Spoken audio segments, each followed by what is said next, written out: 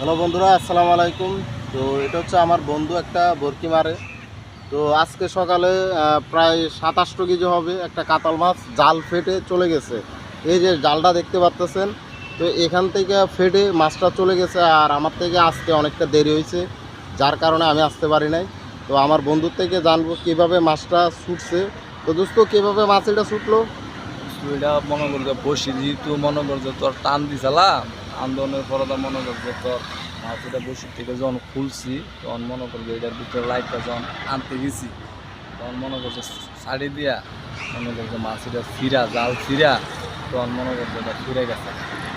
মনে করছে তোর এটা বালি দিকে হয়তো বা নাই এই কারণে মনে করছে ফিরে গেছে গা। আচ্ছা ভাই, দোস্ত, কাতাল মাছ যে ধরলে কি সাদা টোপ না এমনি টোপ? সাদা সাদা সাদা। আচ্ছা, একটু দেখাইতে পারবি?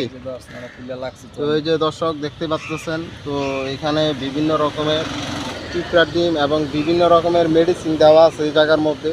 তো আসলে আমার বন্ধু একটা বড় মাছ, আসলে ওটা ভাগ্য নয়। তো এইরকম অনেক বড় বড় মাছ শিকার করছে।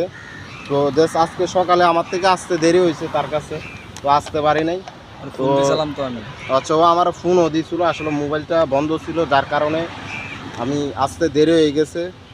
তো দোস্ত, সর্বোচ্চ তুই বড় মাছ কয় কেজি পর্যন্ত পাইছস? এই মনে করছে তোর 4-5 কেজি ওলা আমি মনে করছে ধরছি, পাইছিও বেচছিও। আমার মনে করছে এটা ছুটে গেছে গা, এটা সবচেয়ে বড় আছে নাকি আমার বসির ভিতরে ধরা। মনে করছে প্রায় 7-8 কেজি উঠে। আমি তো একা তুলতে পারি না, তো এই কারণে মানুষও আসি না, তখন মনে করছে ছুটে গেছে গা। তো এই যে দেখতে পাচ্ছেন, উপরে কিন্তু দর্শকও আছে। মাছ যখন বড় একটা মাছ ধরছিল, এখানে অনেক মানুষ ছিল।